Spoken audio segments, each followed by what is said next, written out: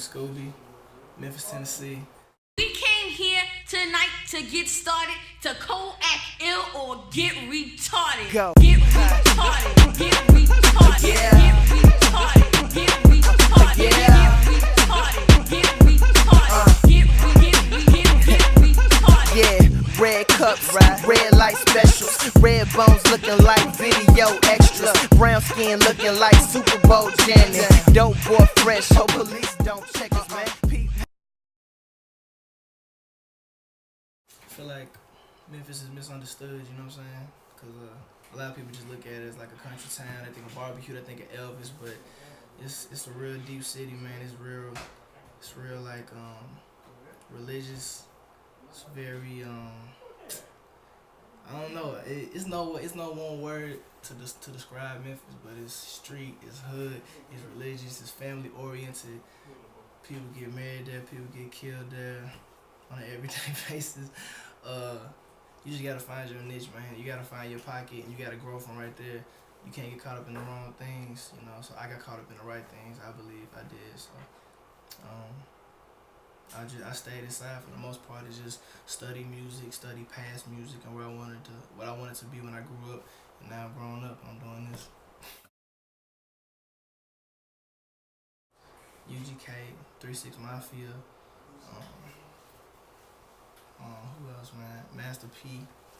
All those cats, man. Like when I first, cause I'm from a military family, so I wasn't born in Memphis. I was raised there. I moved to Memphis like, man, kindergarten, first grade, something like that. And all I was hearing was Slob on My Knob by 3-6, and I'm hearing like all these classic 3-6 records and 8 Ball and MJG and Play a Fly, Tila, all these cats, man. And I love the way they move people, and I like the way people listen to them.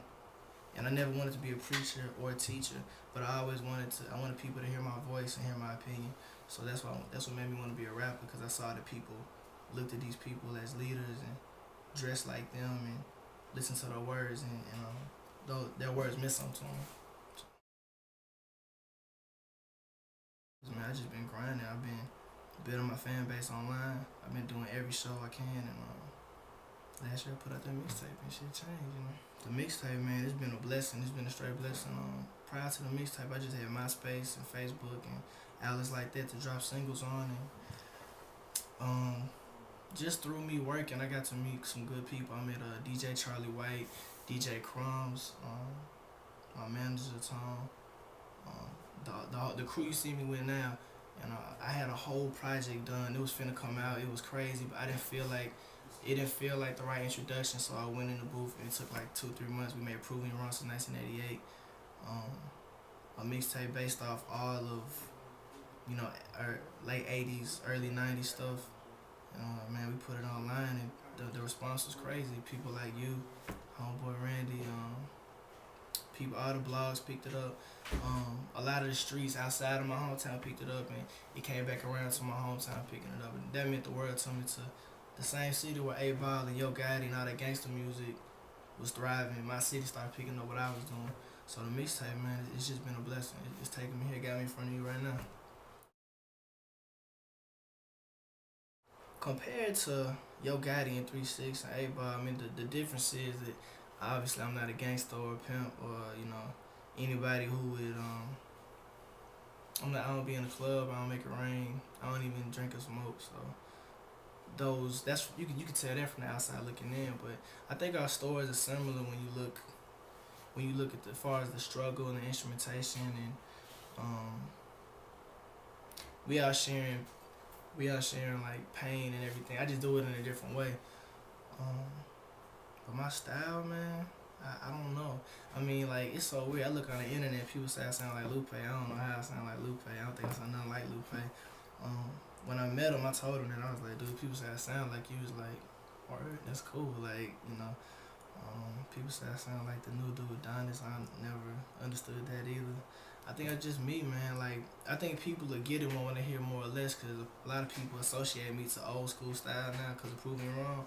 But more or less is a real, man. It's a project with so many different sounds. It's real introspective, and it's really just, I think when you listen to it, you hear somebody, a 21-year-old trying to find himself and trying to learn something new every day.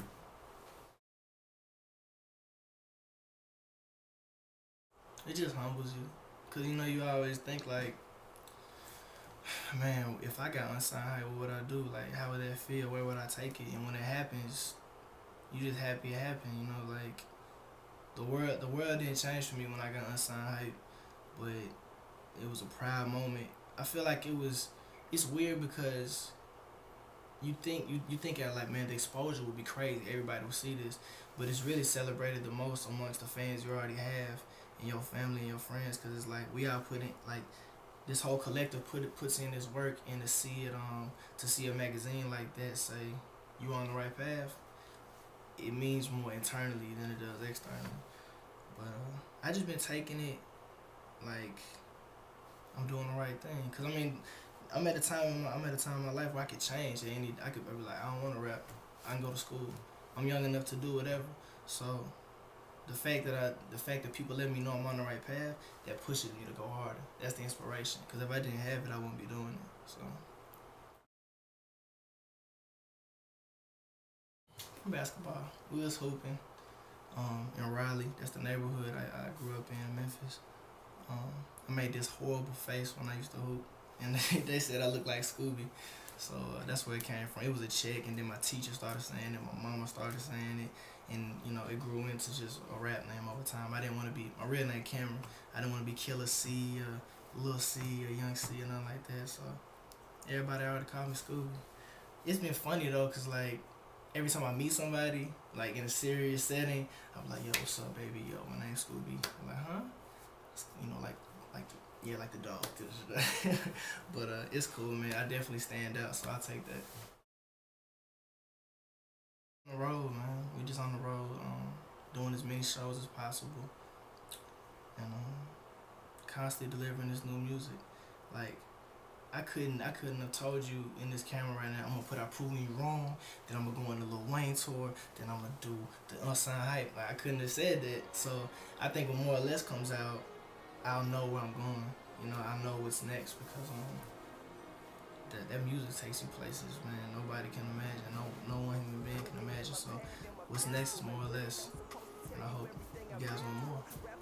So that's what it is, man. See-through, 10 ounce from me, that's a glimpse of my preview. Growing up fast, brake pedal, boy, I need you. I was just a teen, now I'm 20 with some bills due. Dreaming about my mom's home-cooked meals while I'm dressing up McDonald's hot and spicy's like it's real food. These niggas